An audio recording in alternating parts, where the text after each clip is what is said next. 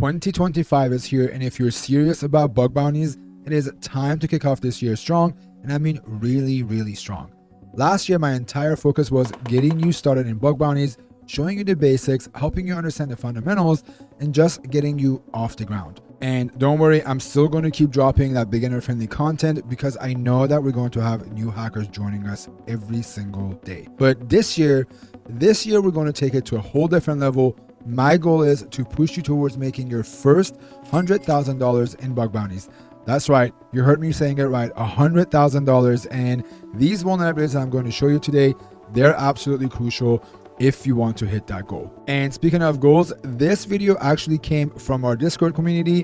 One of our members suggested it, and honestly, that is what I love about our community. We're constantly sharing ideas, helping each other out, and if you haven't joined us yet, you are missing out. We do weekly streams where I jump in, our mods jump in, and even our community members host their own sessions when we all hack together and collaborate. If you want a link to join, drop me a comment saying Discord, and I will respond with a link. And one last thing before we dive into these vulnerabilities, I want to mention something very quickly. A lot of you have been asking me how to get started with bug bounties, and that is exactly why I have created my own comprehensive bug bounty course. It covers everything from the basics all the way to some of the advanced techniques that we'll talk about in today's video. If you're interested, I'll drop a link down below in the description and I'll also pin it in the comments. It does include 100+ labs for all the vulnerability types that we add to the course. But for now, let me show you exactly what vulnerabilities you need to master in 2025. Let's start with our traditional web vulnerabilities,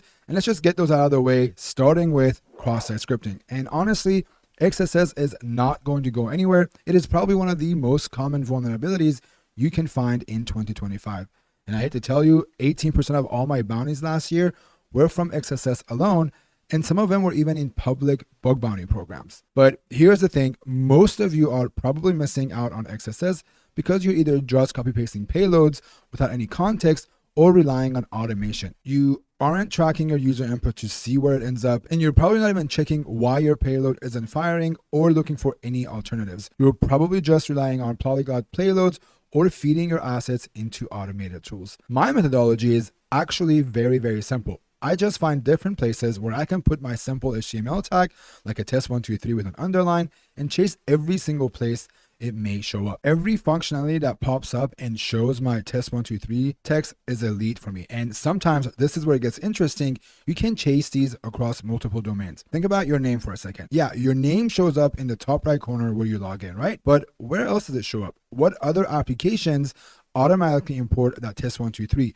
These are all the things that you have to think about when it comes down to looking for XSS. And don't even get me started on blind XSS, because out of those 18%, 1/3 of my XSS submissions were blind XSS. So next time, instead of just doing the basic alert one, think about doing an import where you import your own blind XSS payload. That is exactly what I do. I still keep an alert one in there so I know when it pops up, but it also helps me track all the different places that I have placed the payload. So if something fires and I lose it, no problem. It is always going to be logged in my blind XSS portal. Moving on to something equally powerful, SSRF. This vulnerability is a gift that keeps on giving. Last year, I probably made about 25% of my bounties just from SSRF alone, and I'm not even talking about the basic local host stuff everyone's trying. Lucky for you, I have a bunch of videos on this exact channel, but let me just talk to you about my methodology a little bit. Here is what most hackers get wrong about SSRF. They throw in their local host payload, maybe try different cloud metadata endpoints, and then they just call it a day. But listen, in 2025, SSRF is more than that. Companies have gotten smart about blocking the obvious stuff, but they're still messing up in other places. Let me share how I look for SSRF, and hopefully that also helps you in 2025. Instead of just throwing payloads at it, I spend time understanding what is the application actually trying to do. Is it fetching some specific file with a content type? Is it looking, for example, for images? How is it validating the URL? Can I see the regex for it and break out of it? Are there any trusted resources I can actually leverage to bypass any limitations? Can I find open redirects? What about subdomain takeovers? Because here's the thing, every single one of those features might handle a URL differently or help you get a step closer to exploiting whatever it is that you're testing. And listen, we need to talk about something really important. Stop using Collaborator or Interact SH for testing SSRFs. I've noticed more and more companies are straight up just blocking these services. So honestly, it is probably time to set up your own interact.sh server if you are serious about looking for SSRFs. One more thing, the last thing I'm going to say is stop just looking for SSRFs in the obvious places like webhooks or import functions. Any places that allows you to import a URL is a fair game. Even if it's a field like a social media page or something the users might click on, try your link in there and see what happens. You'd be surprised of all these vulnerabilities that are hiding. Just another example of this is just maybe something like importing links into a PDF.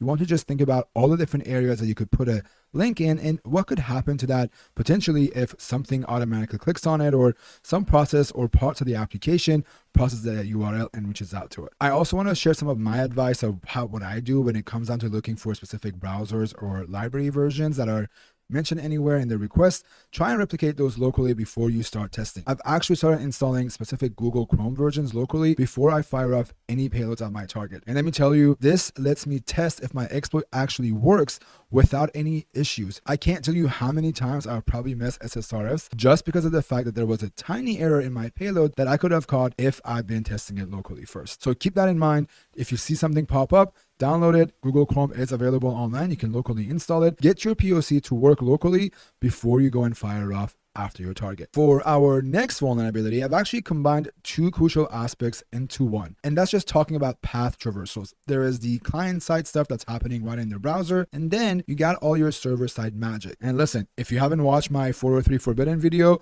where I break down URL encoding, you need to go check that out right now. The URL will be just linked down below.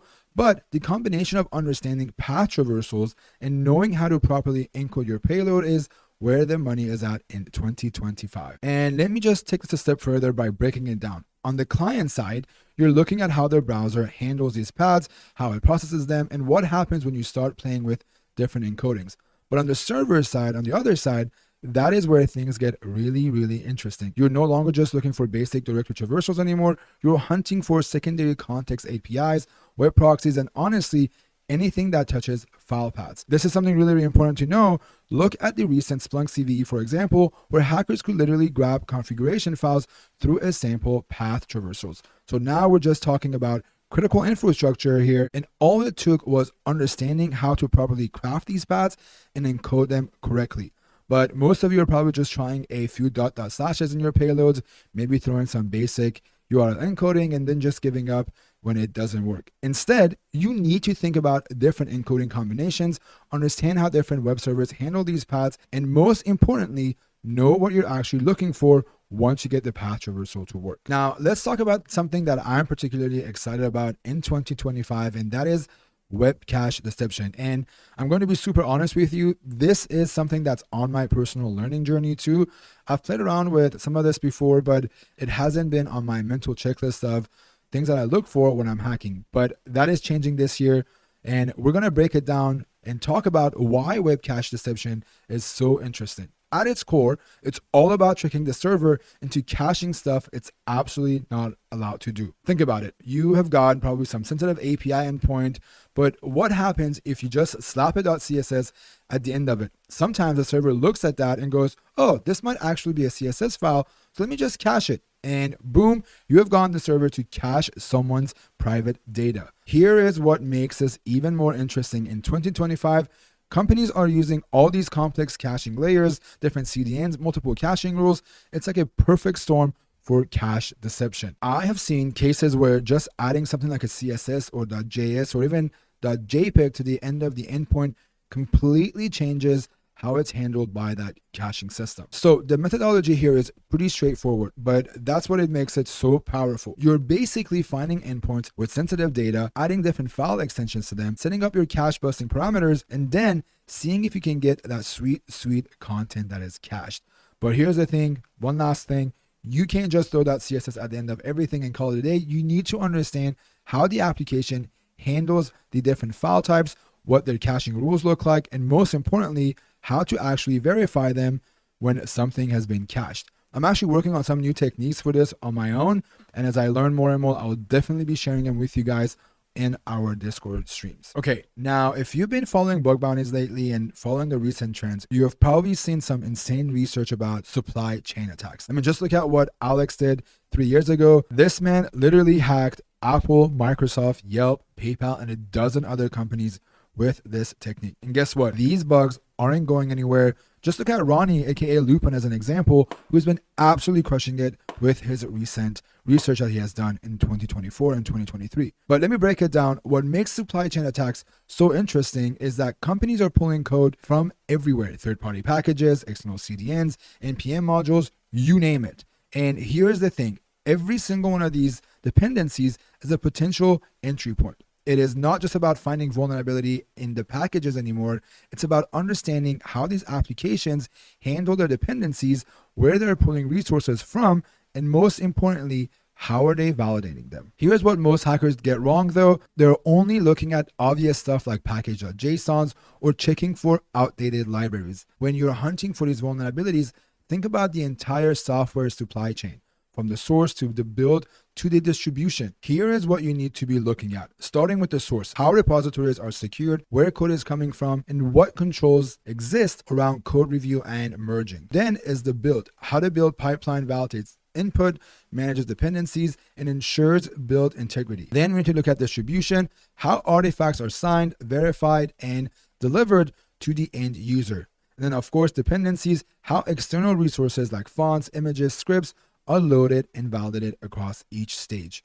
And then you have your artifact verification: what happens when these resources are not available or the signatures do not match. And here's a massive pro tip: start paying attention to the build processes. Speaking of which, CI/CD, or continuous integration and development pipelines, are a goldmine for these kinds of attacks. Just look at the Kong incident, where someone used a Dependabot confusing attack to push a crypto miner through their official Docker image. When you compromise a CI/CD pipeline, you're not just getting access to the code, you're potentially injecting malicious code that goes straight into production. And the best part of this vulnerability is when you find them, you're usually showing critical impact, because you're basically showing how an attacker could inject malicious code into the application through a trusted source. All right, you've made it this far. I promise there's only one more vulnerability left, so let's dive into it. So for our final vulnerability, I'm going to be completely honest with you. Race conditions aren't something that I personally hunt for a lot. But listen, I've seen some absolutely insane bug bounties being paid just for these race conditions, and I know several hackers in our Discord who are crushing it with these vulnerabilities. And let me tell you why you should care about race conditions. They're showing up everywhere now. Think about it. All these applications are trying to handle thousands of requests at the same time. They're using multiple microservices, and somewhere in there, timing becomes very, very important. I have seen hackers in our community chain race conditions with other bugs like IDORs or business logic flaws to turn mediums into criticals. What actually makes race conditions so interesting? Let me give you some real world examples, and these are absolutely crazy. Imagine being able to use the same gift card multiple times before the system realizes that it's already been used. Or think about those V-Box purchases that you do in Fortnite. What if you could trick the system into giving you 1,000 V-Bucks when you could only pay for 1,000?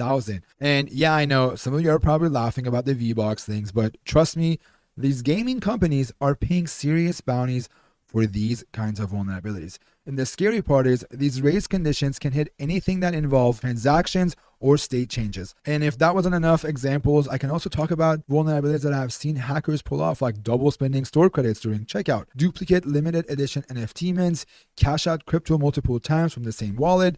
You just name it. These are some of the vulnerabilities that you can think of when it comes down to this vulnerability type. If you want to deep dive into race conditions, James Kittle did some incredible research on this topic. I'll drop the link in the comments below. It is honestly a game changer for understanding how these vulnerabilities work in modern applications. All right, so that was it. That was all the vulnerabilities I want to talk about for this video. Hopefully this gives you an idea of vulnerabilities to focus on throughout the year and pushes you forward with your goal of hitting $100,000 in bounties. And as always, do me a favor, hit that subscribe button, become a Nahomie if you enjoy content like this, and I will see you all in next week's video. Peace.